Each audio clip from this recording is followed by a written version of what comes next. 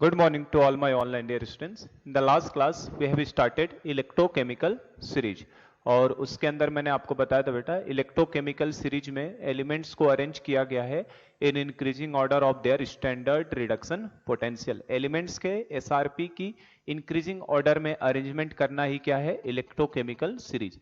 और सारे वैल्यू किसके रिस्पेक्ट में ली गई हैं? हाइड्रोजन के रिस्पेक्ट में, क्योंकि हाइड्रोजन हमारे लिए क्या है रेफरेंस इलेक्ट्रोड की तरह है। जो भी सीरीज में हाइड्रोजन के ऊपर एलिमेंट है उनका एसआरपी निगेटिव होता है और जो भी हाइड्रोजन के नीचे मौजूद होते हैं उनका एसआरपी पॉजिटिव होता है। और कोड भी मैंने बताया था आपको सीरीज का, तो साइड में मैं सीरीज लिख देता हूं क्योंकि इसी की हेल्प से आज हम लोग कुछ क्वेश्चन को प्रैक्टिस करेंगे, क्योंकि हमें इसी का एप्लीकेशन देखना है। तो हमारे पास बेटा जो कोड था वो क्या था अपने पास कि लिथियम सबसे पहले था ले के बारात, है ना, का ना मजे से आला, ये था, है ना। और आगे क्या था? मन करे जाने का, मन जाने का करे, ये था। उसके बाद मैंने बताया था आपको याद करने के लिए फेक दो, ध्यान रखना Fe+2 वाला, Fe+3 वाला हाइड्रोजन के भी नीचे आता है, +2 वाला Fe होता है, फेक दो। उसके बाद आपका यहां पे रेफरेंस आ जाता है कौन सा? हाइड्रोजन आ जाता है, ये देखा था हमने। तो ये हाइड्रोजन के जितने ऊपर थे इन सब का एसआरपी की बात करो, एसआरपी मतलब स्टैंडर्ड रिडक्शन पोटेंशियल, तो इन सब की एसआरपी वैल्यू बेटा कैसी थी? निगेटिव थी। इन सब का एसआरपी वैल्यू कैसा है? Negative, NEGATIV। इन सब का एसआरपी कैसा है? निगेटिव है, माइनस में थे। इन सब के एसआरपी की वैल्यूज निगेटिव थी। हाइड्रोजन की निगेटिव वैल्यूज, निगेटिव वैल्यूज लिख देता हूं मैं। तो इन सब के एसआरपी की वैल्यू निगेटिव होती है, ठीक है। और हाइड्रोजन की खुद कितनी होती है रेफरेंस इलेक्ट्रोड की तरह? इसके एसआरपी की वैल्यू कितनी थी? 0। इसकी एसआरपी कितना है? Reduction potential 0। ये रिडक्शन पोटेंशियल का ऑर्डर होता है, ऊपर निगेटिव और 0 के नीचे, इसके नीचे सब कैसे थे? पॉजिटिव। और उनका कोड क्या बताया था मैंने? चापा से याद करने के लिए, है ना, कॉपर फिर एक गैप करके Hg Ag CHA और फिर एक गैप करके आपको प्लेटिनम लिखना है, चापा फिर एक गैप करके आपको Au लिखना है और सबसे लास्ट एलिमेंट होता है जो F2 होता है। तो ये मैंने आपको सीरीज बताई थी, दिख रहा है? ठीक है। तो ये सीरीज हमने इस तरीके से बनाई थी बेटा, थोड़ा तिरछा हो जा रहा है इसको, कॉपर फिर आपका Hg फिर Hg के जस्ट बगल में Ag, Ag के नीचे आपका Au और Au के नहीं, Au से पहले क्या आता है? Pt, चापा है ना, Pt और लास्ट का Au और सबसे लास्ट एलिमेंट कौन सा है? F2 होता है। तो ये हमारा सीरीज था इस तरीके से। और कॉपर और Hg के बीच में मैंने बताया था आपको क्या आएगा? I2। Ag और Pt के बीच में आपका I2 से नीचे क्या आता है बेटा? Br2 और Pt और Au के बीच में आएगा Cl2 और सबसे लास्ट में F2। तो इस तरीके से सीरीज थी। इसका कोड मैंने बताया था आपको याद रखने के लिए, CHAPA, चापा से। तो ये सीरीज हमें पूरा याद होना चाहिए क्योंकि क्वेश्चंस इसी के ऊपर आते हैं। यहां बात किया जाए तो इन सब का पॉजिटिव था, इन सब का कैसा था वैल्यू बेटा? इन सब की वैल्यू पॉजिटिव वैल्यूज हैं, सबका एसआरपी पॉजिटिव है, पॉजिटिव वैल्यूज। तो इन सब के एसआरपी की वैल्यू कैसी थी? पॉजिटिव। ऊपर वालों की निगेटिव है, नीचे वालों की पॉजिटिव है। तो सीरीज को ध्यान रखिएगा, सीरीज के ऊपर ही क्वेश्चंस आएंगे। अब जो जानकारी दी थी थोड़ी थोड़ी मैंने, उसको भी रिवाइज कर ले। हम लोग इसके एप्लीकेशन में आए थे ना, और एप्लीकेशन में सबसे पहला एप्लीकेशन मैंने बताया था, सबसे पहला एप्लीकेशन है टू डिटरमाइन या कंपेयर करना oxidising agent and reducing agent को, या ऑक्सीडाइजिंग पावर और रिड्यूसिंग पावर को। तो वो कैसे डिसाइड करते हैं? जिसका एसआरपी स्टैंडर्ड रिडक्शन पोटेंशियल जितना ज्यादा होगा, नीचे की तरफ जाने पे क्या हो रहा है? वैल्यू बढ़ती जा रही है। जितना ज्यादा रिडक्शन पोटेंशियल होगा सब्सटेंस उतना जल्दी रिड्यूस होना चाहेगा, और अगर सब्सटेंस जल्दी रिड्यूस होना चाहेगा तो उतना ही अच्छा ऑक्सीडाइजिंग एजेंट होगा। तो F2 जो होता है बेस्ट ऑक्सीडाइजिंग एजेंट है, और इसका जो काउंटर आयन F- बनता है वो उतना ही खराब ऑक्सीडाइजिंग एजेंट हो जाएगा। लिथियम की बात करो तो लिथियम हमारे लिए क्या है बेटा? बेस्ट रिड्यूसिंग एजेंट है, और Li+ सबसे खराब ऑक्सीडाइजिंग एजेंट है। तो पहला हम लोगों ने कर लिया था, लिख देता हूं मैं यहां पे, बस हम लोग थोड़ा उसको ध्यान कर लें।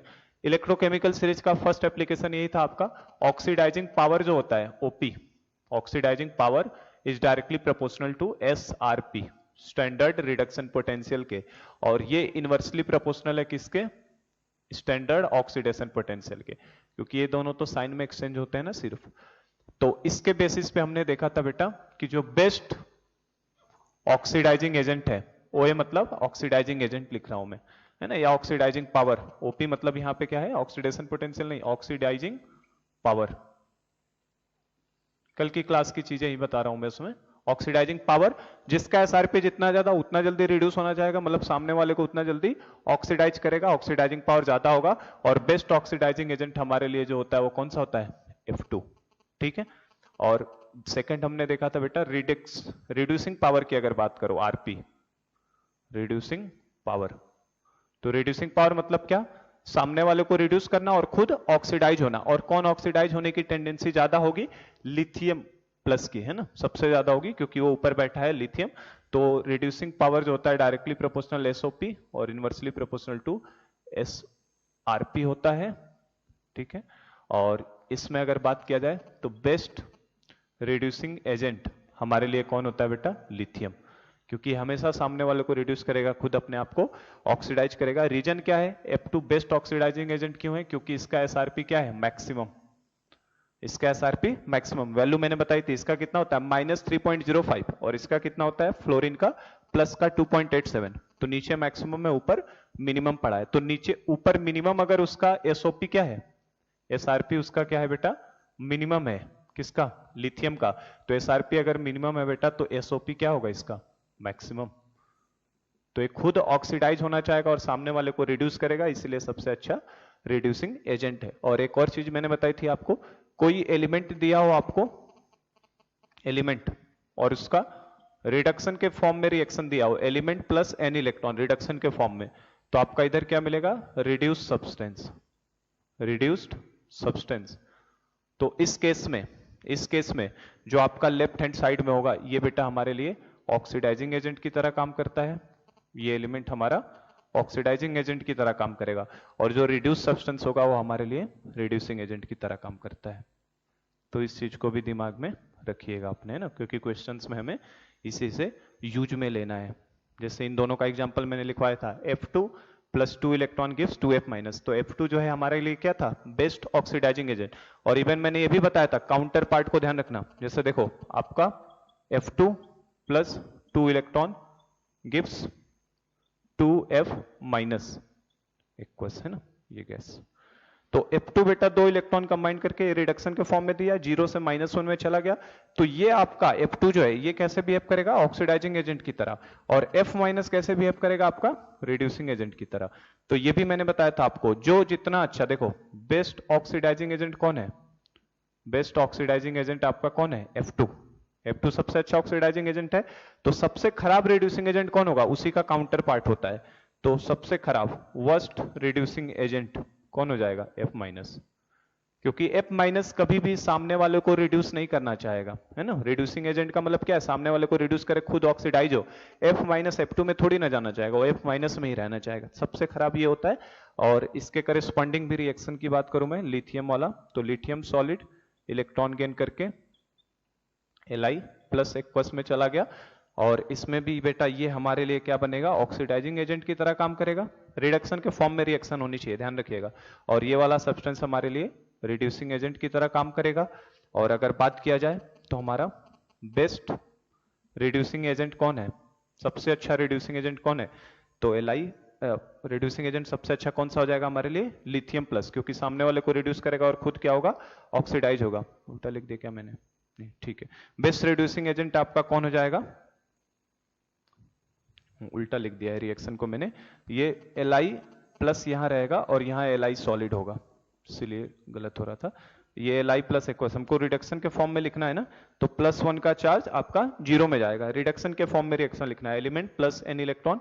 और ये हमें एसआरपी यहां क्या रहेगा, क्वेश्चन में जनरली गिवन रहता है। पर ये दोनों तो टर्मिनल पॉइंट है, इन दोनों को ध्यान ही रखना है आपको, ऊपर और नीचे वाले से हैं। तो लिथियम प्लस इलेक्ट्रॉन गेन करके Li सॉलिड में जाएगा। तो बेस्ट रिड्यूसिंग एजेंट कौन होता है हमारे लिए, Li solid. Lithium best reducing agent है। तो इसका जो काउंटर वाला इस साइड दिख रहा है, ये सबसे खराब ऑक्सीडाइजिंग एजेंट होगा। वर्स्ट ऑक्सीडाइजिंग एजेंट कौन हो जाएगा आपका, Li+। तो इसको भी दिमाग में बना के रखिए। तो कल की क्लास में ये हमने देखा था, और मैंने आपको एक क्वेश्चन भी करवाया था कि हमने E0 दिया था पर मैग्नेट का, MnO4- का Mn+2 में जाते वक्त +1.5 ओन, और दूसरे का रिडक्शन पोटेंशियल डाइक्रोमेट Cr2O7 2- का दिया था मैंने आपको, प्लस का 1.40, और पूछा था कौन बेटर ऑक्सीडाइजिंग एजेंट है, तो जिसका एसआरपी जितना ज्यादा वो उतना अच्छा ऑक्सीडाइजिंग पावर या उतना ही अच्छा ऑक्सीडाइजिंग एजेंट होगा। तो कल की क्लास में ये सब हमने किया था, ठीक है। तो इसके ऊपर आज हम लोग और कुछ ऑक्सीडाइजिंग पावर और रिड्यूसिंग पावर के ऊपर क्वेश्चंस को देखने वाले हैं। सीरीज को दिमाग में रखिएगा। तो अब इसके क्वेश्चंस में लिख देता हूं, समझा दिया मैंने, यही चीज हमने कल किया था। आज क्वेश्चंस इसी के ऊपर करना है। जनरली जो एलिमेंट्स ऊपर नहीं मिलेंगे हमें, ऊपर वाले एलिमेंट्स है ना, उसकी एसआरपी की वैल्यू क्या होगी, निगेटिव, मतलब उनका एसओपी क्या होगा, पॉजिटिव होगा, है ना। तो ऊपर वाले एलिमेंट क्या होना चाहेंगे, पॉजिटिव होने का मतलब खुद ऑक्सीडाइज होना चाहेंगे, मतलब ऊपर वाले अच्छे रिड्यूसिंग एजेंट की तरह काम करते हैं और नीचे वाले अच्छे ऑक्सीडाइजिंग एजेंट की तरह काम करते हैं। तो इसके ऊपर कुछ क्वेश्चंस मैं ले लेता हूं आज की क्लास में। तो मैं क्वेश्चन,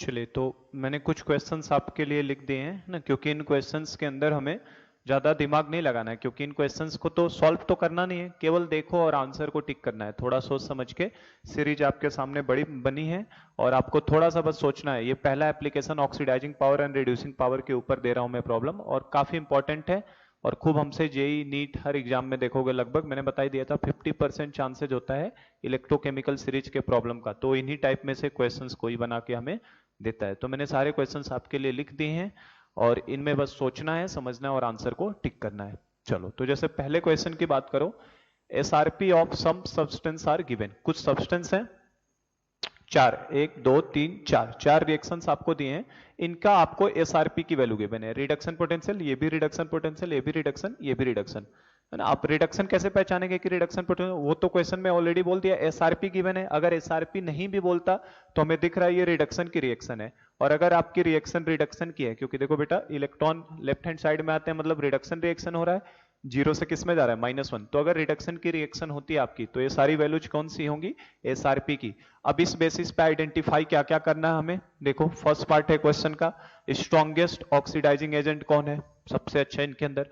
वर्स्ट ऑक्सीडाइजिंग एजेंट कौन है, स्ट्रॉन्गेस्ट रिड्यूसिंग एजेंट कौन है, वर्स्ट रिड्यूसिंग एजेंट कौन है। कर सकते हैं, जो मैंने तरीका बताया बस उसको दिमाग में रखिए। क्या सीखा था हमने, यहाँ पे मैं उसे लिख देता हूं। हमारा हर क्वेश्चन एक ही अभी हमने चीज सीखा है। क्या सीखा बेटा हमने, जो भी ऑक्सीडाइजिंग पावर है, ऑक्सीडाइजिंग पावर, जिसका ज्यादा ऑक्सीडाइजिंग पावर होगा वो उतना ही अच्छा ऑक्सीडाइजिंग एजेंट होगा, क्योंकि ऑक्सीडाइजिंग एजेंट के ही पास तो पावर होगा दूसरे को ऑक्सीडाइज करने की। और हमने अभी पढ़ा था oxidising power is directly proportional to SRP, जिसका एसआरपी जितना ज्यादा उसका ऑक्सीडाइजिंग पावर उतना ही ज्यादा। तो बस मैं इसी एक लॉजिक से ही सारे क्वेश्चंस को करवा लेता हूं, है ना। यही एक लॉजिक, आप बस इसको दिमाग में रखोगे तो भी सारे क्वेश्चंस आपके हो जाएंगे। एसआरपी का इंक्रीजिंग ऑर्डर ही होता है इलेक्ट्रोकेमिकल सीरीज में, बढ़ता हुआ सीक्वेंस है, नीचे की तरफ जाते हैं तो ऑक्सीडाइजिंग पावर बढ़ता है। तो आप देख सकते हो, आप क्वेश्चंस को करना शुरू करते हैं। स्ट्रॉन्गेस्ट ऑक्सीडाइजिंग एजेंट, तो सबसे अच्छा ऑक्सीडाइजिंग एजेंट कौन होगा, जिसके एसआरपी की वैल्यू सबसे ज्यादा। और मैंने, अच्छी बात है कि मैंने आपको ये चारों एसआरपी की ही वैल्यूज दी हैं। तो सबसे अच्छा एसआरपी की वैल्यू किसकी दिख रही है इनमें बेटा, मैक्सिमम वैल्यू ये है आपकी, सबसे मैक्सिमम कौन सी है, 1.57। तो मैक्सिमम जिसकी वैल्यू होगी वो ऑक्सीडाइजिंग एजेंट सबसे अच्छा होगा। और ऑक्सीडाइजिंग एजेंट किधर देखोगे आप, रिएक्टेंट साइड की प्रोडक्ट साइड, तो लेफ्ट हैंड साइड वाला एलिमेंट आपका क्या होता है, ऑक्सीडाइजिंग एजेंट। तो देखो यहीं से आंसर से टिक हो जाते हैं तुरंत। ये सबसे अच्छा अगर ऑक्सीडाइजिंग एजेंट होगा बेटा, तो ये सबसे खराब रिड्यूसिंग एजेंट होगा, अभी जैसे मैंने बताया आपको, है ना। और इसमें देखो तो मिनिमम वैल्यू ये वाली दिख रही है हमें, ये हमें मिनिमम वैल्यू दिख रही है। तो जिसका एसआरपी सबसे कम उसका ऑक्सीडाइजिंग पावर भी सबसे कम, मतलब उसका रिड्यूसिंग पावर उतना ही ज्यादा।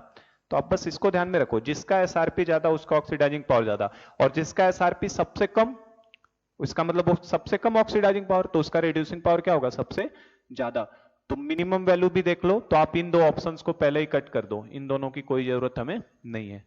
तो मैक्सिमम के हिसाब से स्ट्रॉन्गेस्ट ऑक्सीडाइजिंग एजेंट कौन हो जाएगा, मैंने बताया था, अभी आपको रूल बता दिया है मैंने, क्या, अगर आपका एलिमेंट प्लस n इलेक्ट्रॉन आए और इस साइड आपका रिड्यूस सब्सटेंस दिया हो बेटा, तो आपको हमेशा इस साइड वाले पोर्शन से क्या दिखाएगा, ऑक्सीडाइजिंग एजेंट, ये वाला पोर्शन।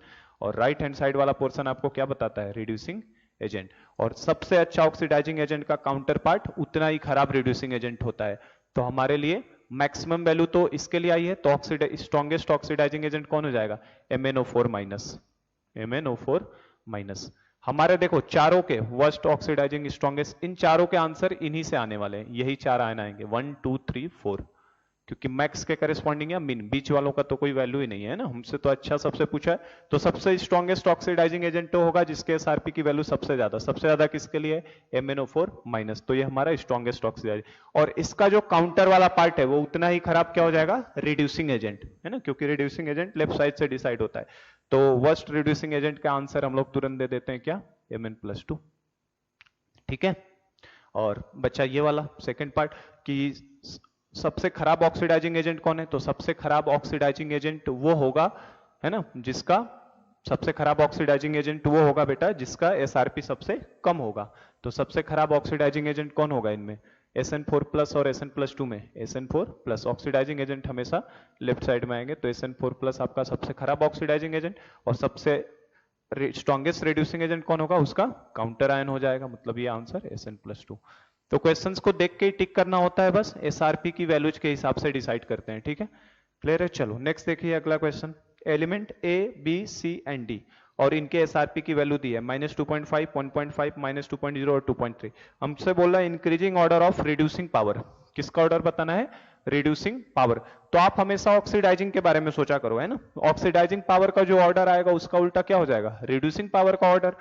तो हम लोग क्या करते हैं बेटा, इसने ऑक्सीडाइजिंग पावर का ऑर्डर पूछा है, मैं क्या निकाल देता हूं, ऑक्सीडाइजिंग पावर का ऑर्डर, क्योंकि ये तो मेरे लिए सिंपल है ना, ऑक्सीडाइजिंग पावर का ऑर्डर तो निकाल ही सकता हूं। कैसे, जिसका एसआरपी जितना ज्यादा उसका ऑक्सीडाइजिंग पावर उतना ही ज्यादा, और मुझे इन चारों की ऑक्सीडाइजिंग एसआरपी की ही वैल्यू दी है, सबसे ज्यादा इसमें वैल्यू किसकी है, डी का कितना है 2.3। तो जिसका ऑक्सीडाइजिंग पावर, अगर इनको इलेक्ट्रोकेमिकल सीरीज के ऑर्डर में अगर मैं पूछूं कैसे अरेंज करोगे बेटा, तो बताओ सबसे ऊपर इनमें कौन सा एलिमेंट आएगा जिसकी सबसे कम है, सबसे कम किसकी है -2.5, तो सबसे ऊपर क्या आएगा सीरीज के अंदर, ए आएगा, उसके बाद कौन आएगा, उसके नीचे सी आएगा, सी के नीचे कौन आएगा बेटा, बी, और बी के नीचे कौन आएगा, डी।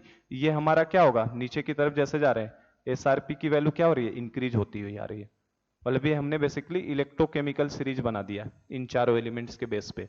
और एक बार आपने ये बना लिया तो आप डिसाइड कर लो, नीचे की तरफ जाते हैं तो ऑक्सीडाइजिंग पावर क्या होता है, बढ़ता है, क्योंकि एसआरपी की वैल्यू बढ़ती है, तो सबसे ज्यादा ऑक्सीडाइजिंग पावर डी का होगा, उससे कम बी का होगा, उससे कम सी का होगा, और सबसे कम ए का होगा। तो ये तो ऑक्सीडाइजिंग पावर का ऑर्डर होगा, लेकिन हमसे पूछा क्या है, रिड्यूसिंग पावर का ऑर्डर, तो बस इसका क्या हो जाएगा, उल्टा हो जाएगा बेटा। क्या आंसर हो जाएगा, ए का सबसे कम हो जाएगा रिड्यूसिंग, नहीं ए का सबसे ज्यादा हो जाएगा, सी का उससे कम। अच्छा इंक्रीजिंग ऑर्डर लिखना है ना, इंक्रीजिंग ऑर्डर में लिखना है, तो जिसका ऑक्सीडाइजिंग पावर सबसे ज्यादा उसका रिड्यूसिंग पावर सबसे कम, तो डी से ज्यादा रिड्यूसिंग पावर बी का होगा, बी से ज्यादा सी का होगा, और सी से ज्यादा ए का होगा, क्योंकि ऊपर वाले एलिमेंट का रिड्यूसिंग पावर ज्यादा है क्योंकि वो ऑक्सीडाइज होना चाहते हैं। तो इस तरीके से देख के क्वेश्चन ही जज हो जाते हैं ना, बहुत कंफ्यूजन होता है, थोड़ा सा बस है ना दिमाग में ये चीज बना के रखो और इसके बेसिस से सारे क्वेश्चंस को सॉल्व कर सकते हो। तो ये दो क्वेश्चन मैंने ऐसे दिए हैं जिनमें आपको एसआरपी की वैल्यू दिया हुआ था, तो आपने डिसाइड किया बेटा कि कौन अच्छा ऑक्सीडाइजिंग एजेंट है, कौन खराब है, किस तरीके से। ठीक है, ये दो क्वेश्चंस मैंने ऐसे दिए हैं जिनमें आपको एसआरपी की वैल्यू गिवन नहीं है, और ये नीट में इस तरीके के क्वेश्चंस आते हैं, तो कैसे डिसाइड करेंगे। अब इसके लिए टेबल की जानकारी हमारे लिए जरूरी है, ये सीरीज का सीक्वेंस हमें पता होना चाहिए इन दो क्वेश्चंस को करने के लिए, नहीं तो ये दोनों हमसे होने वाले नहीं है। इनके लिए तो एसआरपी गिवन था, एसआरपी गिवन था तो उसके हिसाब से आपने डिसाइड कर लिया कि जिसका एसआरपी ज्यादा उसका ऑक्सीडाइजिंग पावर ज्यादा, और ये वाले का कॉन्सेप्ट मैंने बता दिया था, मिनिमम मैक्सिमा देख के आप डिसाइड करो, ऑक्सीडाइजिंग एजेंट लेफ्ट में, रिड्यूसिंग एजेंट राइट साइड में दिखाई देते हैं। अब इन क्वेश्चंस को करने के लिए ये वाला और ये वाले क्वेश्चन के लिए हमें सीरीज की जरूरत पड़ेगी, इसीलिए मैंने सीरीज पहले लिख के रख दिया है। चलो, आइडेंटिफाई स्ट्रॉन्गेस्ट ऑक्सीडाइजिंग एजेंट, पहला पार्ट ये है क्वेश्चन का, सेकंड पार्ट ये है, थर्ड पार्ट ये है। इसमें रिड्यूसिंग एजेंट ढूंढना है, फर्स्ट पार्ट सेकंड पार्ट। देखो पहले पार्ट में क्या बोला, स्ट्रॉन्गेस्ट ऑक्सीडाइजिंग एजेंट, कि सबसे अच्छा ऑक्सीडाइजिंग एजेंट कौन है, उसको ऑक्सीडेंट भी बोलते हैं, है ना, ऑक्सीडेंट भी बोला जाता है ऑक्सीडाइजिंग एजेंट को। तो सबसे अच्छा पहले वाले पार्ट में ऑक्सीडाइजिंग एजेंट कौन होगा, तो ऑक्सीडाइजिंग एजेंट सबसे अच्छा वो होगा जिसका एसआरपी की वैल्यू क्या होगी, सबसे ज्यादा। तो मुझे इन चार एलिमेंट्स में बेटा ढूंढना है कि कौन सबसे अच्छा ऑक्सीडाइजिंग एजेंट होगा। पहली बात तो ये ऑक्सीडाइजिंग, इनमें से किसको कट कर सकते हैं ये बताओ। ये ऑक्सीडाइजिंग एजेंट का काम क्या है, सामने वाले को ऑक्सीडाइज करना, खुद रिड्यूस होना। इनमें से किसको कट कर सकते हैं, तो अभी मैंने बताया आपको ऑक्सीडाइजिंग एजेंट हमेशा किधर आएगा, लेफ्ट साइड वाला एलिमेंट होगा, कोई एलिमेंट ऑक्सीडाइजिंग एजेंट होगा। और उसका रिड्यूस फॉर्म क्या होगा, रिड्यूसिंग एजेंट। तो क्या Li प्लस ऑक्सीडाइजिंग एजेंट हो सकता है? Li प्लस सामने वाले को ऑक्सीडाइज कर दे, खुद रिड्यूस हो जाए, हो सकता है, ये तो हो ही सकता है। Ag हो सकता है क्या? सामने वाले को ऑक्सीडाइज कर दे, खुद रिड्यूस हो जाए। Ag कभी भी नहीं हो सकता है ना, Ag को पहले कट कर दो। क्यों? Ag तो कर ही नहीं सकता ना, सामने वाले को ऑक्सीडाइज करे खुद रिड्यूस हो, मेटल नेगेटिव में तो नहीं जाएगा, Ag हो ही नहीं सकता। वैसे ही जब इनके रिएक्शंस लिखते तो बेटा क्या लिखा था, इसके लिए क्या लिखते, Li plus plus electron gives Li solid, तो इधर वाला ही तो ऑक्सीडाइजिंग एजेंट होता है। इसके लिए कैसा रिएक्शन था, Ag plus plus electron gives Ag, तो Ag किसकी तरह बिहेव करेगा, रिड्यूसिंग एजेंट, ऑक्सीडाइजिंग एजेंट कभी हो ही नहीं सकता ये। कॉपर Cu प्लस 2 क्या ऑक्सीडाइजिंग एजेंट हो सकता है, सामने वाले को ऑक्सीडाइज करे खुद रिड्यूस हो जाए, तो Cu प्लस T से रिड्यूस होकर Cu में तो जा ही सकता है, मतलब ये हो सकता है। जिंक क्या ऑक्सीडाइजिंग एजेंट हो सकता है, जिंक, तो जिंक तो बेटा ऑक्सीडाइजिंग एजेंट हो ही नहीं सकता, सामने वाले को ऑक्सीडाइज करे खुद रिड्यूस हो, ऐसा नहीं होता। Zn प्लस 2 से Zn मिलता है ना हमें इसमें, तो ये भी हमारे लिए नहीं हो सकता। पहले इनको कट कर दो, अब बचे दो, अब इन दोनों ऑप्शन में से कौन अच्छा ऑक्सीडाइजिंग एजेंट होगा बताओ। तो ऑक्सीडाइजिंग एजेंट का रूल क्या है, नीचे की तरफ जाते हैं तो ऑक्सीडाइजिंग एजेंट की पावर क्या होती है, बढ़ती जाती है बेटा। तो लिथियम तो ऊपर है और Cu प्लस 2 नीचे है, तो हमारे लिए आंसर में कौन आ जाएगा, Cu प्लस 2, तो ये हमारा आंसर है। Cu plus 2 will be better oxidising agent, क्योंकि डाउन द ग्रुप जा रहे हैं हम लोग, तो ऑक्सीडाइजिंग पावर क्या हो रहा था, बढ़ता जा रहा था, क्योंकि SRP बढ़ती जा रही थी। तो Cu प्लस 2 आपका आंसर होगा। तो ये बस थोड़ा सा सोच के करने वाले क्वेश्चन होते हैं इनके, ठीक है। Li प्लस तो हो ही नहीं सकता, Li प्लस तो अभी मैंने बताया सबसे खराब ऑक्सीडाइजिंग एजेंट है ना। चलो अब सेकंड वाले में देखो, Mg Fe plus 2 Al plus 3 Cu plus 2। आप इसमें सोचो ना, आप इस तरीके से सोचा करो कि इस साइड जो चीज आएगा ऑक्सीडाइजिंग एजेंट, तो क्या इन सबके रिएक्शंस में इलेक्ट्रॉन जोड़ के लिख सकता हूं, चारों में लिखा जा सकता है, मतलब इनमें से किसी को भी आप कट आउट नहीं कर सकते, क्योंकि इन चारों का आप लिख सकते हैं रिएक्शन। ये भी ऑक्सीडाइजिंग एजेंट मतलब सामने को ऑक्सीडाइज होना, खुद रिड्यूस होना, ये भी रिड्यूस हो सकता है Mg में, ये भी रिड्यूस हो सकता है, ये भी रिड्यूस हो सकता है और ये भी रिड्यूस हो सकता है, तो इन चारों में होगा। अब इन चारों में से सबसे अच्छा ऑक्सीडाइजिंग एजेंट कौन, जो सीरीज में नीचे आएगा उसका ऑक्सीडाइजिंग पावर क्या होगा, उतना ही ज्यादा।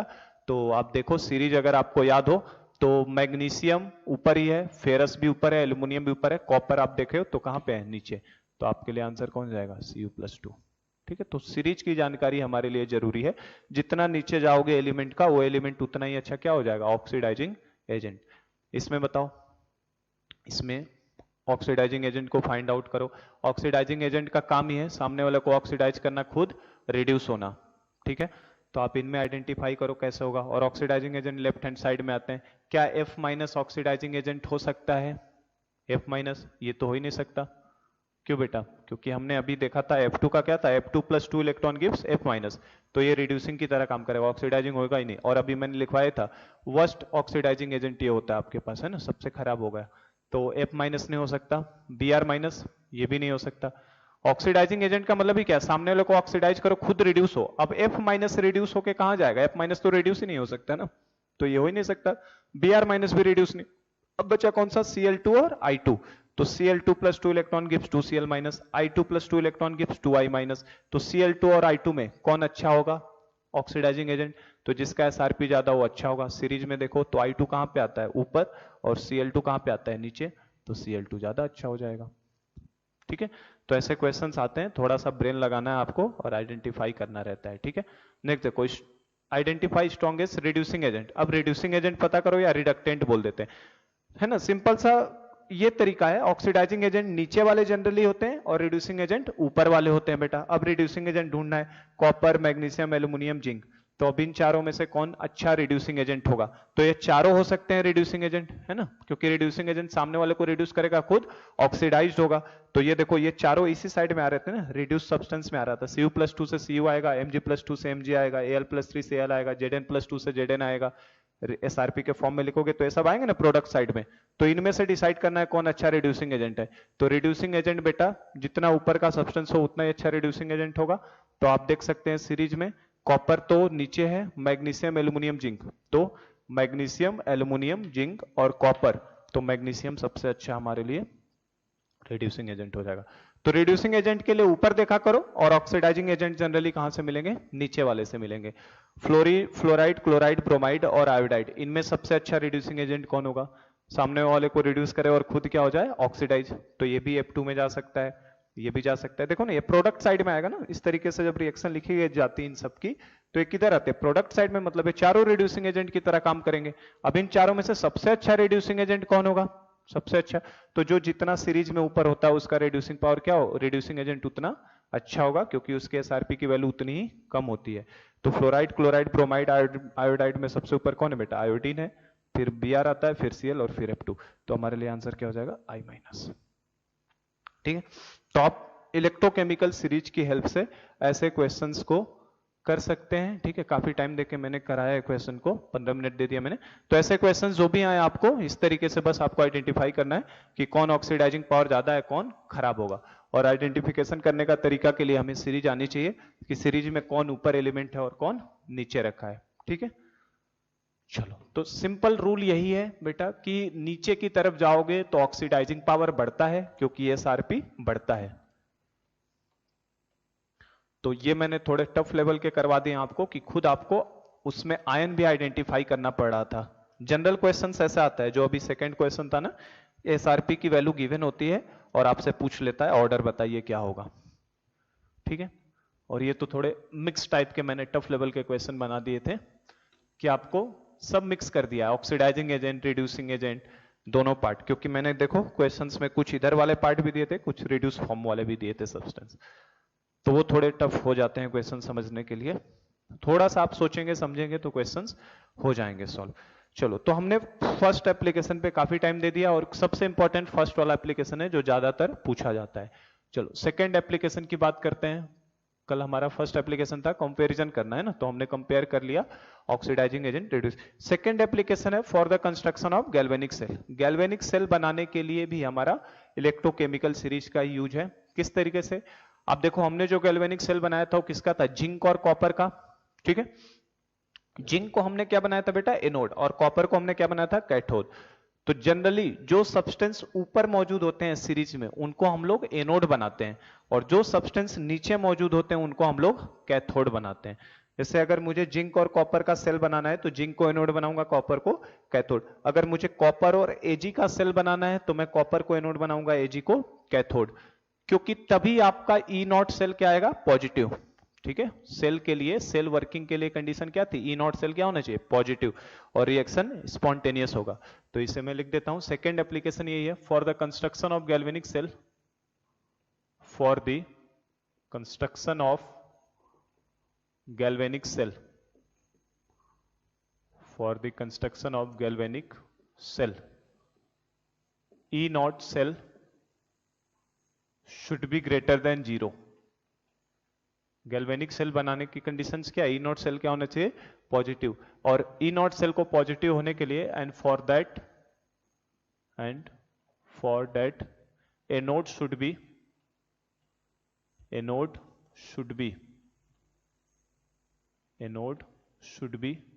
higher up in the series, anode should be higher up in the series। Anode क्या होना चाहिए, ऊपर का होना चाहिए, while cathode can be any substance, cathode can be any substance, cathode कोई भी सब्सटेंस हो सकता है, which is lower in the series, with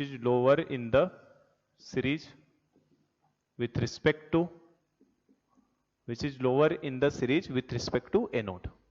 anode के रिस्पेक्ट में वो क्या होना चाहिए, नीचे होना चाहिए आपका बेटा, बस। ठीक है, तो ध्यान रखना, सेल बनाने का तरीका यही है, इलेक्ट्रोकेमिकल सीरीज की हेल्प से अगर सेल बनाना है तो एनोड आप जनरली कहां पे लोगे बेटा, हायर अप एलिमेंट्स, जो ऊपर वाले एलिमेंट्स है ना जनरली उनको आप लेते हैं एनोड की तरह। और कैथोड किसको बनाने का, कैथोड के लिए क्या चुना जाता है, lower in series with respect to anode.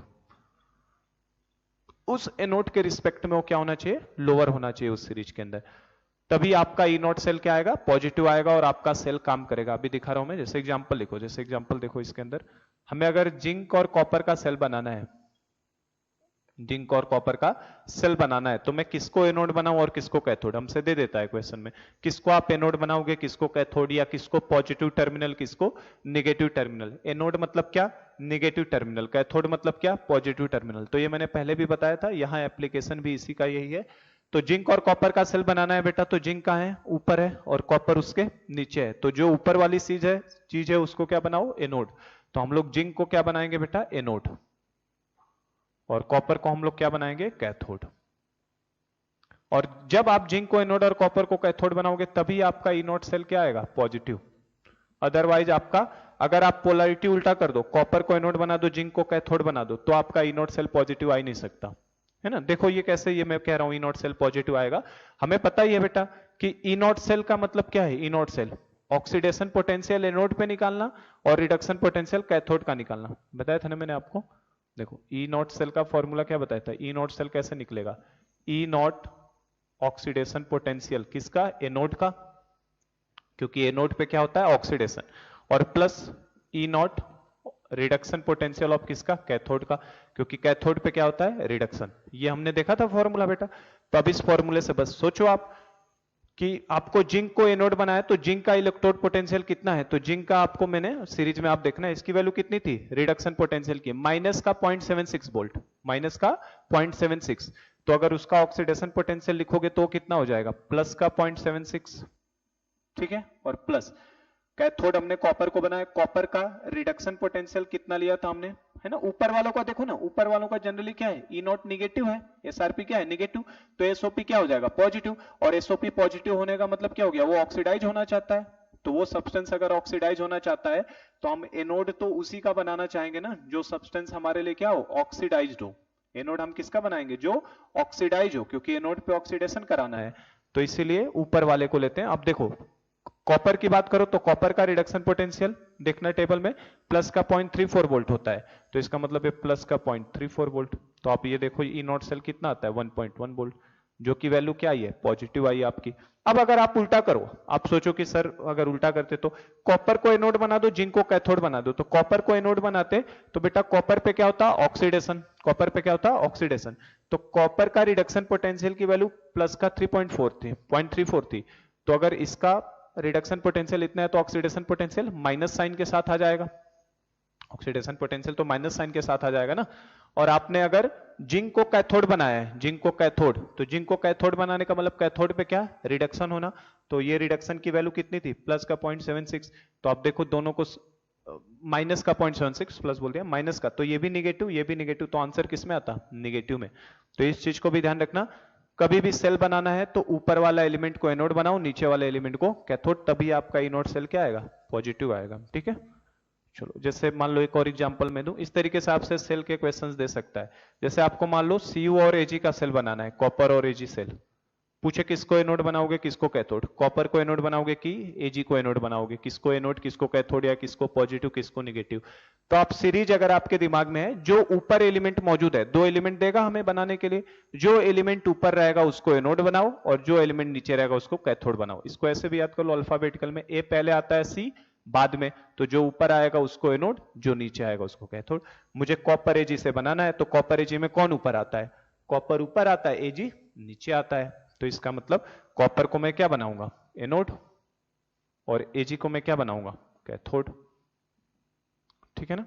जब ऐसा करोगे तभी आपका ई नॉट सेल पॉजिटिव आएगा, अदरवाइज आपका ई नॉट सेल पॉजिटिव आने वाला नहीं। आप पोलैरिटी एक्सचेंज कर दो, Ag को एनोड बना दो, कॉपर को कैथोड, तो आपका ई नॉट सेल क्या आ जाएगा, निगेटिव आएगा, पॉजिटिव आ ही नहीं सकता ना। तो ये सेल कंस्ट्रक्ट करने का तरीका आप फॉर एग्जांपल बहुत सारे सेल में दे सकते हो। आपसे मैंने बोल दिया मान लो मैग्नीज और Hg का सेल बनाना है, किसको, मैग्नीज और Hg से सेल बनाना है, किसको एनोड, किसको कैथोड, तो Mn एनोड बन जाएगा, Hg क्या बन जाएगा, कैथोड। आपको मान लो मैंने बोला फेरस और कॉपर का सेल बनाना है, तो फेरस क्या बना दोगे, एनोड, कॉपर क्या बना दोगे, कैथोड। ऊपर वाले को एनोड बनाना है, नीचे वाले को कैथोड। ऊपर वाले, अब जैसे है ना, मान लो आपको मैंने दे दिया पोटेशियम और सोडियम, इन दोनों से बनाना है, तो पोटेशियम एनोड, सोडियम कैथोड, ऊपर वाला एनोड, नीचे वाला कैथोड। तो इसको भी ध्यान रखना, ये भी एक अच्छा एप्लीकेशन है। आप जब ऐसा करते हैं तभी आपका ई नॉट सेल पॉजिटिव आएगा। अगर आप पोलैरिटी एक्सचेंज करोगे तो ई नॉट सेल कैसा आ जाएगा, निगेटिव, जो उसकी मैंने अभी इसके ऊपर समझाया था आपको कि माइनस आ रहा था। तो that is the second application. तो ये भी हेल्पफुल है एप्लीकेशन, अच्छा एप्लीकेशन है। हर एप्लीकेशन जो है ना ई नॉट सेल पॉजिटिव के ऊपर ही बना हुआ है, अभी दिखा रहा हूं मैं आपको। तो ये हमारा सेकेंड एप्लीकेशन था। सेल को कंस्ट्रक्ट करने का तरीका, पोलरिटी डिसाइड करने का तरीका आपको इस तरीके से लेना है, ऊपर वाला एनोड, नीचे वाला कैथोड। और ऊपर नीचे कैसे हमें पता चलेगा? इलेक्ट्रोकेमिकल सीरीज हमें ध्यान में होना चाहिए एसआरपी के बढ़ते सीक्वेंस में। चलो देखो थर्ड एप्लीकेशन की बात करो बेटा, तो थर्ड एप्लीकेशन ये है, आपने पढ़ा होगा 9th-10th में, है ना, कि जिंक की रॉड को अगर कॉपर सल्फेट के सॉल्यूशन में डाल दो तो कॉपर को वहां से क्या कर देता है? डिस्प्लेस। लेकिन अगर जिंक सल्फेट में कॉपर की रॉड को डाल दो तो उसे डिस्प्लेस नहीं करता। तो उसका रीजन इसी से दिया जाता है। तो पहले मैं लिख देता हूं, थर्ड यही है application, element present above in the series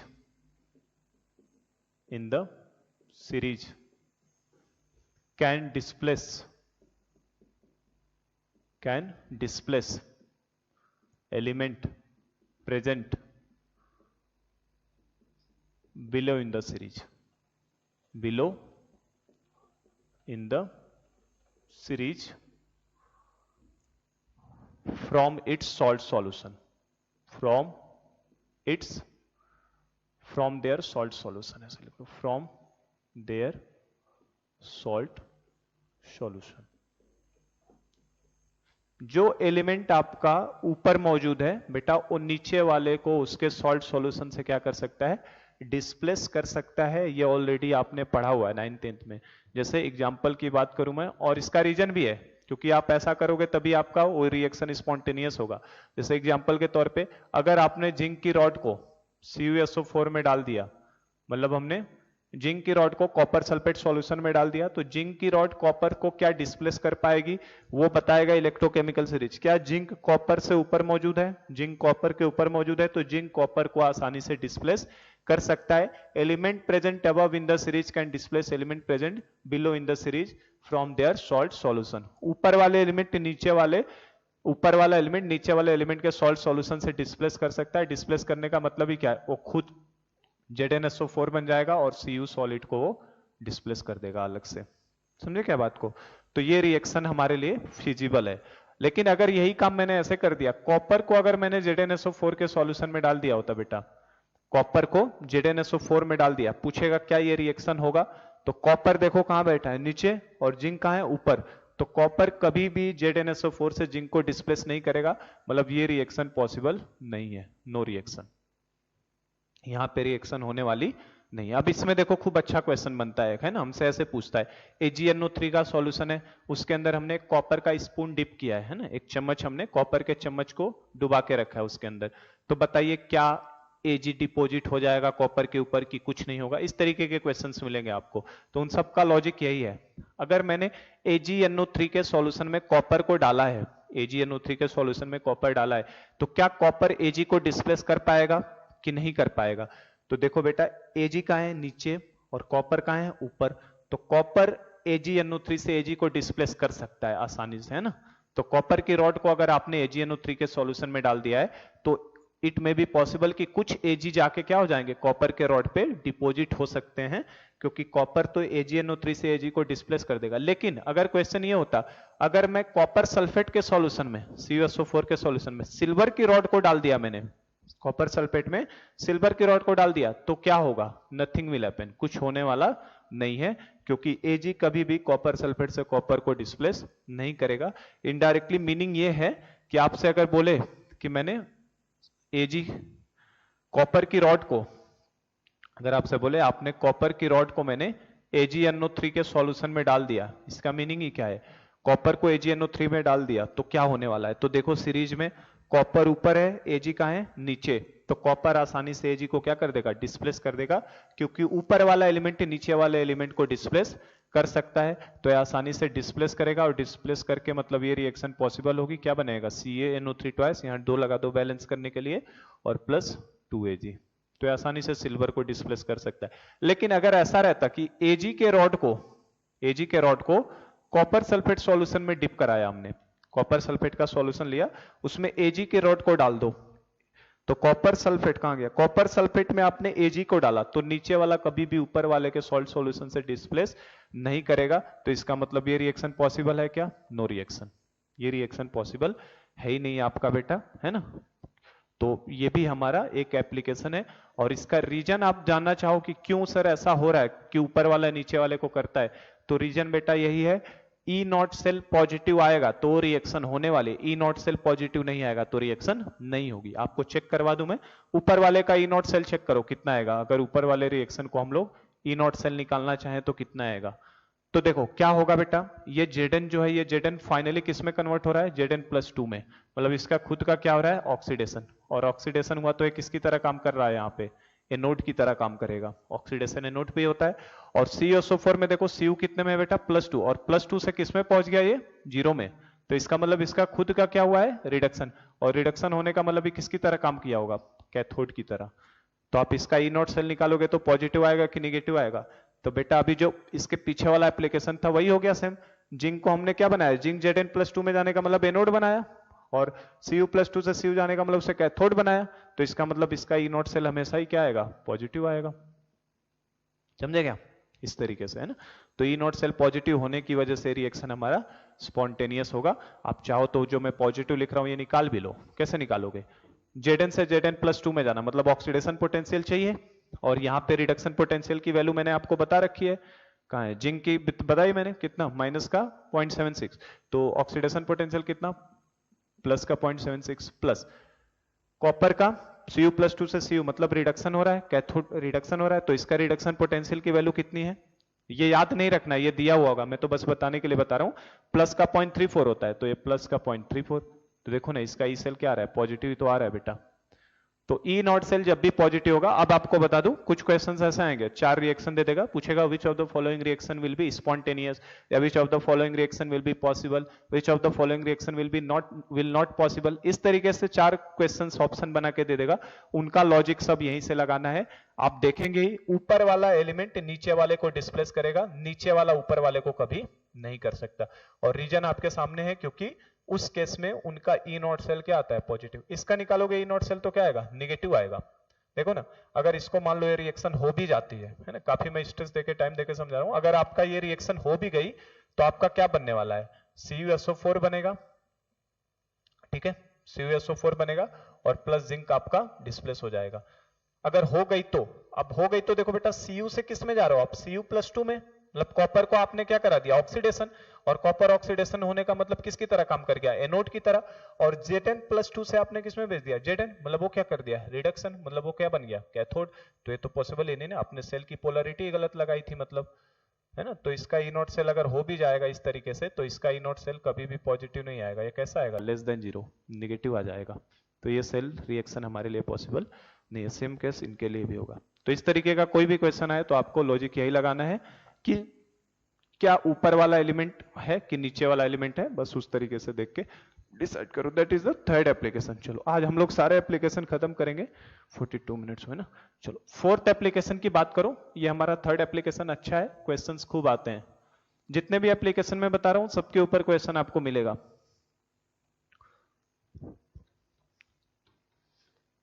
और सीरीज आपके दिमाग में रहना ही है, इसलिए मैं सीरीज को मैंने पहले ही लिख दिया था कि ध्यान में रखिएगा। चलो नेक्स्ट एप्लीकेशन की बात करो, अगर फोर्थ एप्लीकेशन ना, तो फोर्थ एप्लीकेशन यही है कि जैसे जैसे आप डाउन द सीरीज मूव हो रहे हो, ऊपर से नीचे डाउन द सीरीज मूव हो रहे हो बेटा, तो इलेक्ट्रोपॉजिटिव नेचर मेटल का क्या होता है, कम, और उसकी वजह से रिएक्टिविटी भी मेटल की क्या होती है, कम होती जाती है। तो फोर्थ एप्लीकेशन यही है, on moving down in the series, on moving down in the series, electropositive nature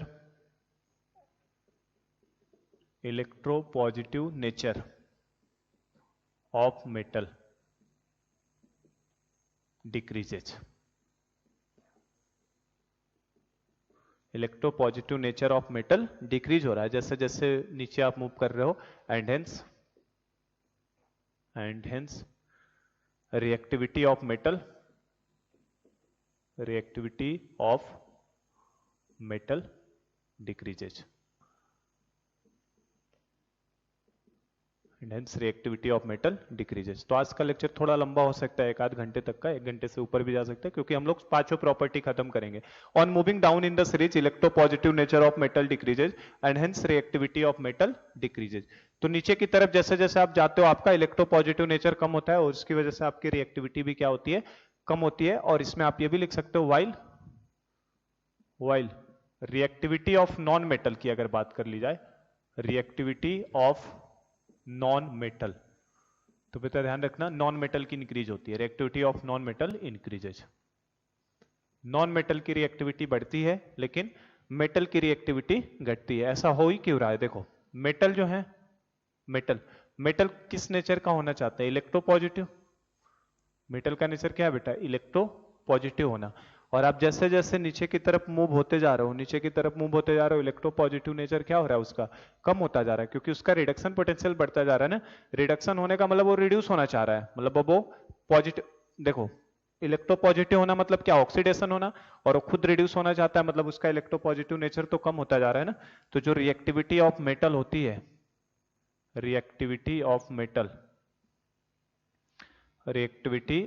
metal ये क्या होती है? डिक्रीज होती जाती है। मतलब इट इज, किसी भी मेटल की रिएक्टिविटी जो होती है ये आपकी डिक्रीज होगी, मतलब it is inversely proportional to SRP. जिसका स्टैंडर्ड रिडक्शन पोटेंशियल जितना ज्यादा, उस मेटल की रिएक्टिविटी उतनी ही कम हो जाएगी। जिसका रिडक्शन पोटेंशियल जितना ज्यादा, उसकी रिएक्टिविटी उतनी ही कम। या बोलो तो मेटल तो इलेक्ट्रोपॉजिटिव होना चाहते हैं, तो डायरेक्टली प्रोपोर्शनल टू एसओपी बोल दो, क्योंकि जिसका ऑक्सीडेशन पोटेंशियल जितना ज्यादा वो मेटल उतना ही अच्छा रिएक्टिव होता है। तो रिएक्टिविटी ऑफ मेटल के लिए ये ध्यान रखिएगा। और अगर नॉन मेटल की बात करोगे, नॉन मेटल, तो नॉन मेटल तो बेटा खुद किस नेचर के होने चाहते हैं? इलेक्ट्रोनिगेटिव। मेटल क्या करना चाहते हैं? मेटल इलेक्ट्रॉन को लूज करना चाहते हैं। मेटल क्या चाहता है? इलेक्ट्रॉन को लूज करना। और अगर वो इलेक्ट्रॉन को लूज करेगा मतलब उसकी वो लूज करेगा कब? जब उसका ऑक्सीडेशन होगा। तो अगर ऑक्सीडेशन पोटेंशियल ज्यादा तो रिएक्टिविटी ज्यादा, और ऑक्सीडेशन पोटेंशियल ज्यादा तो मतलब रिडक्शन पोटेंशियल उतना ही कम होगा। ठीक है, तो और रिडक्शन पोटेंशियल नीचे बढ़ता जा रहा है, इसलिए रिएक्टिविटी कम होती है। और non metal electronegative, non metal का काम क्या है? इलेक्ट्रॉन को लेना। नॉन मेटल क्या कर चाहते हैं? इलेक्ट्रॉन को लेना चाहते हैं, एक्सेप्ट करना चाहते हैं, मतलब वो इलेक्ट्रोनिगेटिव नेचर के होते हैं। और नीचे की तरफ जैसे जैसे जा रहे हो रिडक्शन पोटेंशियल बढ़ रहा है, मतलब इलेक्ट्रॉन को गेन ही तो कर रहा है। F2 + 2 electron gives 2F minus, तो नीचे की तरफ इलेक्ट्रॉन का गेन होता है। इसलिए नॉन मेटल के केस में जो रिएक्टिविटी ऑफ नॉन मेटल होता है, रिएक्टिविटी ऑफ नॉन मेटल, ये आपका डायरेक्टली प्रोपोर्शनल एसआरपी के हो जाता है। क्यों? क्योंकि जिस नॉन मेटल का रिडक्शन पोटेंशियल जितना ज्यादा, वो उतना अच्छे से क्या करेगा? इलेक्ट्रॉन को ले रहा है, मतलब रिड्यूस हो रहा है उतना जल्दी। तो एसआरपी के डायरेक्टली तो एसओपी के क्या? इनवर्सली प्रोपोर्शनल होगा। ठीक है, और इसका एक अच्छा एग्जाम्पल बताया जाए अगर, है ना, एप्लीकेशन एक, तो आपको पता होगा कि जो हमारे है ना एल्कली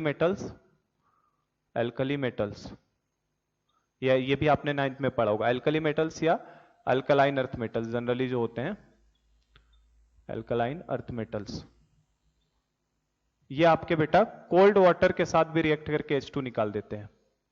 ये कोल्ड वाटर के साथ रिएक्ट करेंगे और रिएक्ट करके ये H2 गैस को रिलीज कर सकते हैं।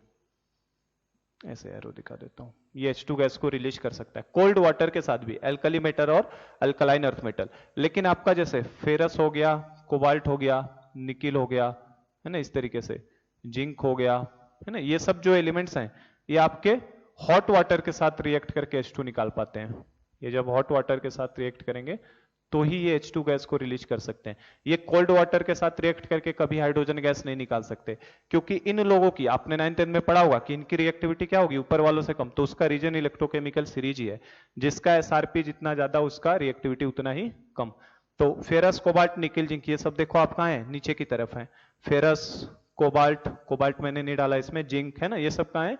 नीचे की तरफ। तो नीचे वाले एलिमेंट, जनरली जो ऊपर वाले एलिमेंट्स है, देखो ये भी एक अच्छा बता दूं तरीका, अप टू देखो मैग्नीशियम तक अप टू मैग्नीशियम के ऊपर जितने भी एलिमेंट हैं ये काफी हाईली रिएक्टिव होते हैं। हाईली रिएक्टिव, ठंडे पानी से भी हाइड्रोजन गैस को रिलीज करा देते हैं।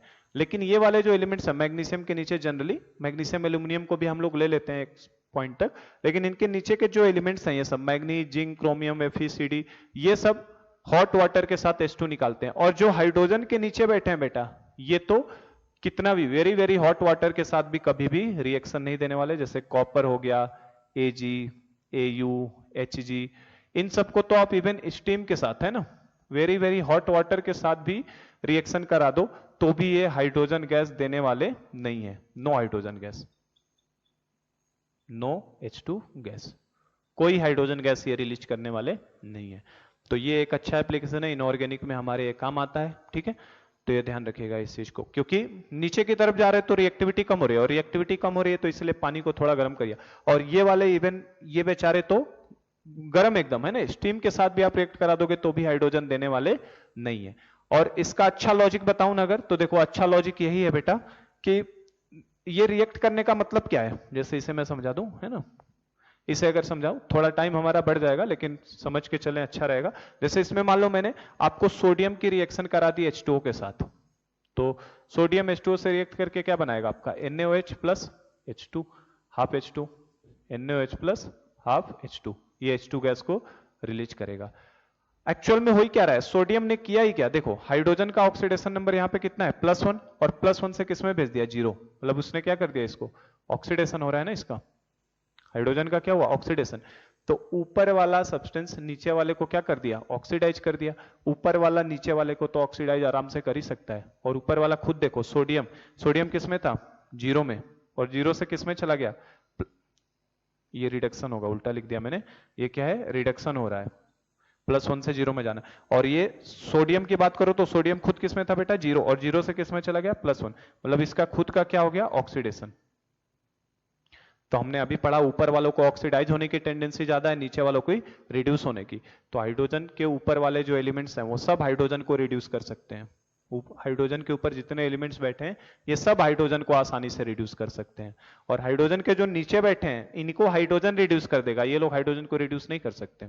ठीक है, क्योंकि नीचे वालों का रिडक्शन पोटेंशियल ज्यादा है ना, तो ये लॉजिक भी थोड़ा आप समझ सकते हो, पर ये ध्यान रखिएगा। और एक इसके करेस्पॉन्डिंग एग्जांपल दूं आपका, नॉन मेटल के करेस्पॉन्डिंग, तो नॉन मेटल में बेटा reactivity of non metal SRP के डायरेक्टली प्रोपोर्शनल है। और अभी मैंने बताई आपको सबसे अच्छा रिएक्टिविटी ऑर्डर, अगर मैं बोलूं रिएक्टिविटी ऑर्डर, तो ये हमें पता होगा कि आयोडीन से ज्यादा रिएक्टिव होता है ब्रोमीन, और ब्रोमीन से ज्यादा रिएक्टिव होता है क्लोरीन, और सबसे ज्यादा रिएक्टिव होता है कौन सा बेटा फ्लोरीन।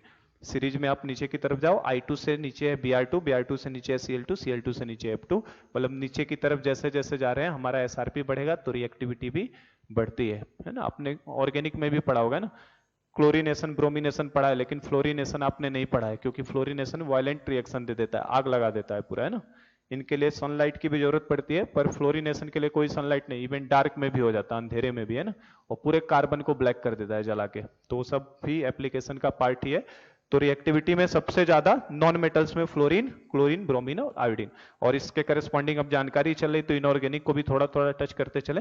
इसका एक अच्छा एप्लीकेशन ये है बेटा कि फ्लोरीन जो है ना, fluorine can oxidise, fluorine can oxidise, आपको किसको किसको ऑक्सीडाइज कर सकता है, फ्लोरीन जो है बेटा वो क्लोरीन को भी ऑक्सीडाइज कर सकता है, ठीक है, ब्रोमीन को भी कर सकता है और आयोडीन को भी कर सकता है। क्लोरीन इन तीनों को ऑक्सीडाइज कर लेता है, लेकिन क्लोरीन जो है Cl2 कैन ऑक्सीडाइज, Cl2 केवल ब्रोमीन को ऑक्सीडाइज करता है और आयोडीन को ऑक्सीडाइज करता है, ठीक है, क्योंकि ये सबसे अच्छा ऑक्सीडाइजिंग एजेंट है ना। फ्लोरीन क्या है, सबसे अच्छा ऑक्सीडाइजिंग एजेंट, वो सबको ऑक्सीडाइज कर सकता है, क्लोरीन को, ब्रोमीन को, आयोडीन को, लेकिन क्लोरीन फ्लोरीन को नहीं कर पाएगा, क्योंकि क्लोरीन कहाँ है, फ्लोरीन से ऊपर है, ठीक है ना। और ब्रोमीन की बात करो तो ब्रोमीन कैन ऑक्सीडाइज, केवल ये आयोडीन को ऑक्सीडाइज कर सकता है ब्रोमीन, और आयोडीन तो बेचारा किसी को नहीं कर पाएगा, iodine can not oxidise any others, किसी को ये ऑक्सीडाइज नहीं करता है। तो ये भी एक अच्छा एप्लीकेशन है इसका कि फ्लोरीन तीनों को कर लेता है, क्लोरीन केवल 2 को करता है, ब्रोमीन आयोडीन को करेगा, आयोडीन किसी को नहीं कर पाता है ऑक्सीडाइज। तो ये हमारा कौन सी प्रॉपर्टी थी, 4th प्रॉपर्टी थी। टाइम थोड़ा एक्सटेंड हो सकता है, आज 54 हो गया ना, और एक लास्ट प्रॉपर्टी हम लोग करते हैं 5th प्रॉपर्टी। तो ये भी अच्छा एप्लीकेशन है, ध्यान रखिएगा। रिएक्टिविटी ऑफ मेटल जो होता है वो नीचे की तरफ जैसे जैसे जाते हैं वैसे वैसे मेटल की कम होती है, लेकिन नॉन मेटल की बढ़ती चली जाती है।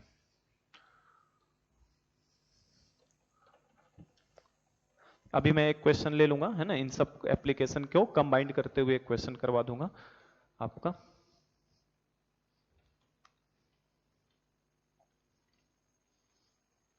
चलो तो लास्ट एक और एप्लीकेशन है, फिफ्थ एप्लीकेशन देख लेते हैं उसे भी। फिफ्थ एप्लीकेशन ये है बेटा कि जो एलिमेंट हाइड्रोजन के ऊपर मौजूद होते हैं ना, हाइड्रोजन के ऊपर ये सारे एलिमेंट जो अभी था इसी का एप्लीकेशन पार्ट है, हाइड्रोजन के ऊपर के सारे एलिमेंट जो होता है ना डाइल्यूट एसिड के साथ रिएक्ट करके हाइड्रोजन को रिलीज कर सकते हैं, लेकिन हाइड्रोजन के नीचे वाले एलिमेंट्स कभी भी हाइड्रोजन को रिलीज नहीं करते हैं। That is the last application कि एलिमेंट्स प्रेजेंट, या ऐसे लिख लो, metal present, metals present above hydrogen, above hydrogen in electrochemical series, metal present above hydrogen in electrochemical series can release H2 gas, can release hydrogen gas on reaction with dilute acid। किसके साथ? Dilute acid होना चाहिए, on reaction with dilute acid.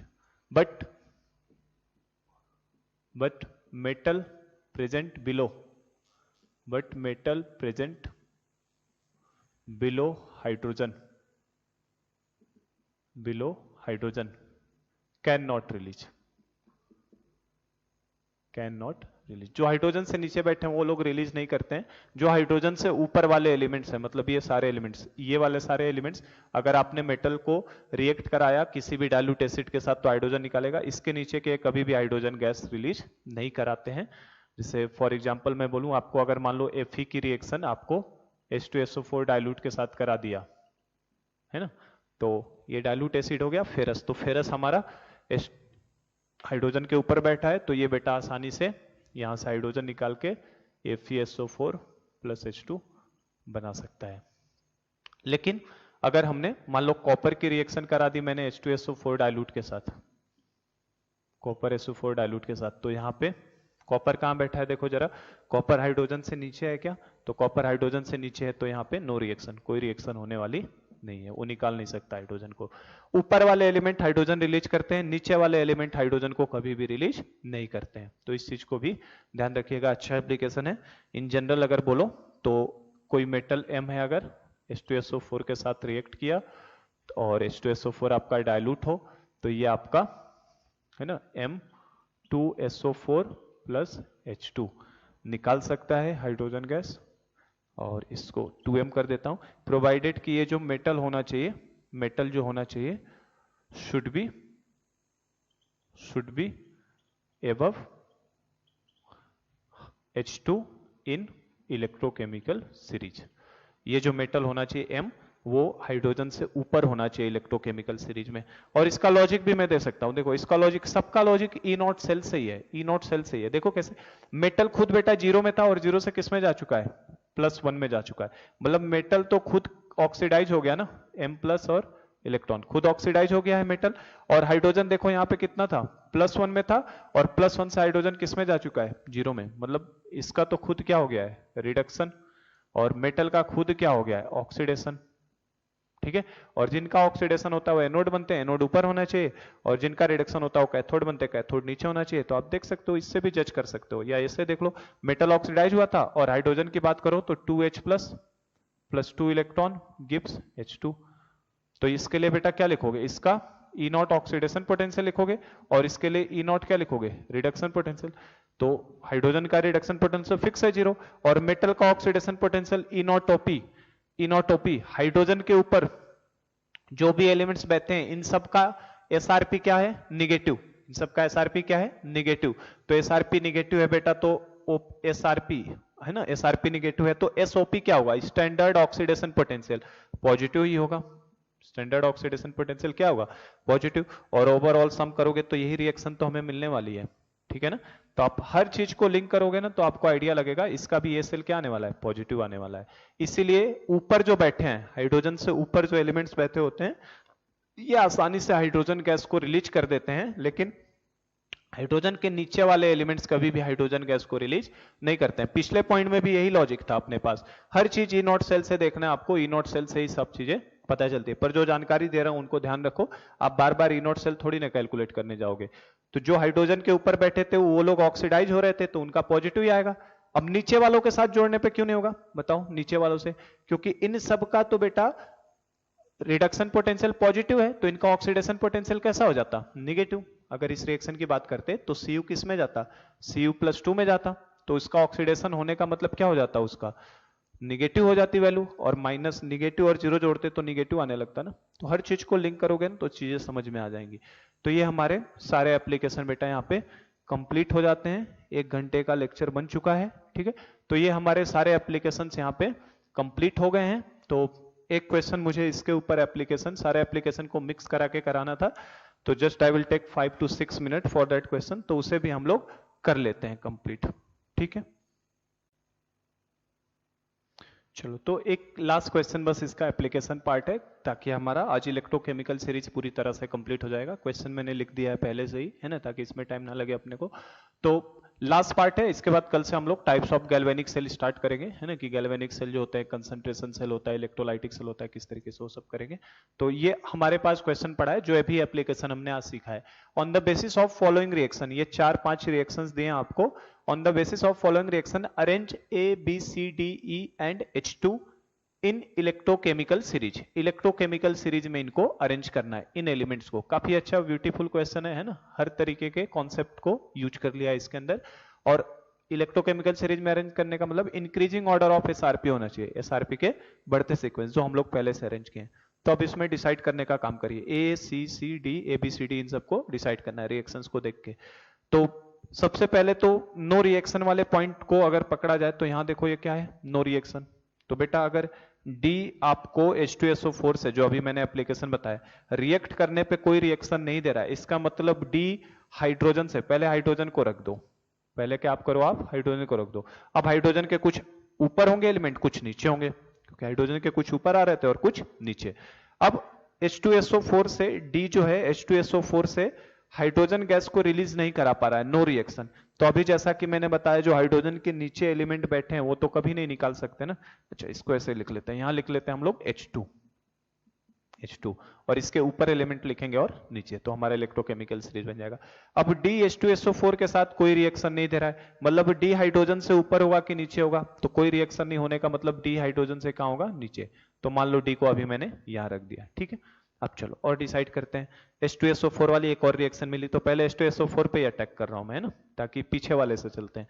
अब A देखो, A H2SO4 से क्या बेटा hydrogen निकाल दिया है, निकाल दिया है, मतलब A हाइड्रोजन के कहां होगा, ऊपर। तो कहीं भी A लिख लिया अभी, है ना। अभी ये फिक्स नहीं किया हमने कि कहां है, हो सकता है इनके बीच में कोई आए, इनके बीच में कोई आए, पर अभी हमने बस रख दिया कि अगर A निकाला तो ऊपर जाएगा, D ने नहीं निकाला तो D नीचे जाएगा। अब देखो जरा सा, अब A को जज करते हैं जरा।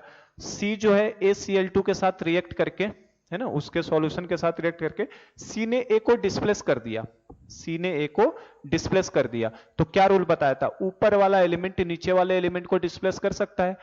अगर C ने A को डिस्प्लेस किया है, मतलब C जो होगा A से कहां रहेगा, ऊपर। C जो होगा वो कहां रहेगा, A से ऊपर, क्योंकि C ने क्या किया है बेटा, A को डिस्प्लेस कर दिया उसके सॉल्ट सॉल्यूशन से। अब देखो C E को डिस्प्लेस नहीं कर पाया है, क्योंकि C का E के साथ रिएक्शन में नो रिएक्शन। नो रिएक्शन का मतलब C ने E को डिस्प्लेस नहीं कर पाया। C अगर E को डिस्प्लेस नहीं कर पाया, इसका मतलब C नीचे होगा और E कहां होगा, ऊपर। इसका मतलब C के ऊपर कौन आ जाएगा, E आएगा। C के ऊपर कौन आएगा, E। समझ पा रहे हैं, अच्छा क्वेश्चन है काफी। C ने E को डिस्प्लेस नहीं कर पाया, तो नीचे वाला एलिमेंट ऊपर वाले को डिस्प्लेस नहीं कर सकता, तो C E को डिस्प्लेस नहीं कर सकता, तो E को ऊपर रख दिया। और D और B, है ना, अभी ये लास्ट बचा अपने पास, तो D ने B को रिप्लेस कर दिया। देखो D ने B को रिप्लेस कर दिया, 2B बना दिया ना, तो D ने B को रिप्लेस कर दिया। इसका मतलब D कहां रहेगा, ऊपर, और B कहां रहेगा, नीचे, क्योंकि ऊपर वाला ही नीचे वाले को डिस्प्लेस करता है। तो D ने अगर B को रिप्लेस किया है तो D ऊपर रहेगा और B कहां रहेगा, नीचे। समझे? तो ये आंसर हो गया अपने पास, यही एलिमेंट्स थे ना अपने पास। तो इलेक्ट्रोकेमिकल सीरीज में अरेंज करना है तो बेटा क्या हो जाएगा, E C A H2 D B। तो काफी अच्छा प्रॉब्लम था ये, है ना, इस तरीके से इनका ऑर्डर हो जाएगा, है ना। कुछ इसमें पॉसिबिलिटी अगर चेंज कराऊं, जैसे मान लो अगर ये रिएक्शन दे देता नो रिएक्शन, नो रिएक्शन लिख देता तो मतलब क्या, डी ने बी को रिप्लेस नहीं कर पाया, तो इसका मतलब डी नीचे होता बी ऊपर, तो डी के ऊपर बी यहां बीच में आ जाता है इन दोनों के, है ना। तो ये पॉसिबिलिटीज कुछ भी आप जैसा दिया होगा क्वेश्चन उस हिसाब से सोच के आप अरेंजमेंट करोगे तो अपना फाइनल आंसर ये हो जाएगा। इलेक्ट्रोकेमिकल सीरीज में अरेंज करना था इंक्रीजिंग ऑर्डर, तो इंक्रीजिंग ऑर्डर ऑफ एसआरपी क्या हो जाएगा, इंक्रीजिंग ऑर्डर ऑफ एसआरपी का ऑर्डर क्या हो जाएगा, ECA H2D और B। हमसे ये भी हो सकता है पूछ सकता था इसमें किसका स्टैंडर्ड रिडक्शन पोटेंशियल पॉजिटिव है किसका निगेटिव है, तो बेटा हाइड्रोजन के जो पीछे आएंगे इनका तो निगेटिव आने वाला है क्योंकि हाइड्रोजन का 0, और इनसे जो ऊपर आएंगे उनका एसआरपी कैसा आता, पॉजिटिव।